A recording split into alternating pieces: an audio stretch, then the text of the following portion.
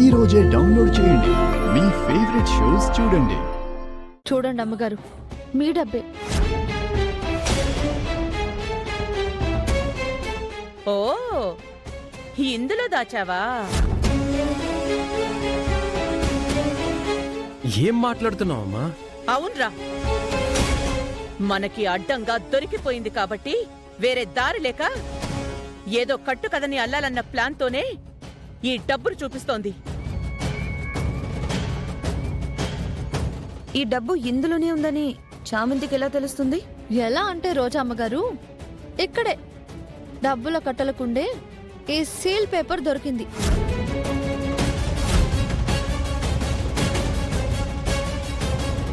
అప్పుడే నాకు అనుమానం వచ్చింది. బెలూన్ని కూడా గమనిస్తే దాని బరువు కన్నా ఎక్కువ ఉన్నట్టే కనిపించింది. తర్వాత చిట్టి సహాయంతో బెలూన్ని స్కాన్ చేయించి అందులోనే డబ్బుందని తెలుసుకున్నాను. రమా, ఇప్పుడే ఉంటావు.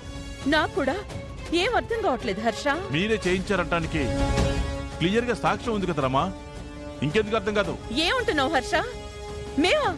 ఎస్, ఈ బెలూన్ ఎగరేసినప్పుడు చామంతి అక్కడ లేదు, మన సమక్షంలోనే జరిగింది. ఇప్పుడు ఇందులోనే డబ్బు ఉందని తేలింది. అప్పుడు ఇది మీ పనే కదా రమా? మాకేం అవసరం హర్ష? నన్ను దొంగని చేసి జైలుకి పంపిస్తే నేను కాలేజ్ ఎలక్షన్లో పోటీ చేయలేనని ఇలా చేసుంటారు అయ్యగారు. ఏయ్, నాలుక చేరేస్తాను. ఏం వాగుతున్నావు? స్టాప్ ఇట్ రమా, మీరు చేసి ఆమె మీద అరుస్తారేంటి? ఒకరి గెలుపుని కోరుకోవడం తప్పేం కాదు, దానికోసం ఇంతలా దిగజారిపోవడం తప్పు. లేదు హర్ష, నా మాట విను. దేనికి వినాలి రమా? ఆ రోజు నిషాకి చెప్పాను కదా, ఆ అమ్మాయి వినలేదా? నిషా మిమ్మల్ని టార్చర్ పెడుతుంటే మీరు ఇలా చేస్తున్నారా? అలా ఆలోచించకూడదని మీరు నిషాకి చెప్పాల్సింది పోయి మీరే వింటే ఎలా? మీరేం చేస్తున్న చామంతికి దిక్కెవరు లేరనే ధోరణిలో ఇలా ప్రవర్తించడం తప్పు.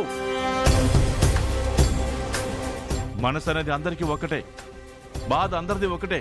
అది మీకు అర్థం కావట్లేదా? ఎన్ని మాటలున్నారు చామంతిని, కరెక్ట్ కదా రమా? చాలా తప్పు. మాకేం తెలీదు హర్ష, నువ్వు మమ్మల్నే అంటుంటే ఇంకేం చెప్పాలి? ఏం చెప్పొద్దు రమా, ఎవరు చేశారో వాళ్ళ మనస్సాక్షికి తెలుసు కదా. ఇంకోసారి ఇలాంటివి చూడకూడదు అనుకుంటున్నాను. అది వాళ్ళ మనసుకు చేరితే చాలు. అమ్మ చామంతి, నేను నిన్ను నమ్మానమ్మా, అదే నిజమైంది. నిన్ను నువ్వు నిరూపించుకున్నావు చూడు.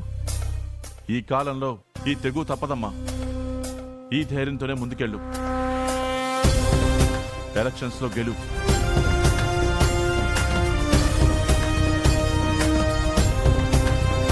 ఇది మరోసారి రిపీట్ అవ్వకూడదు. Mind it. చేసిన వాళ్ళకి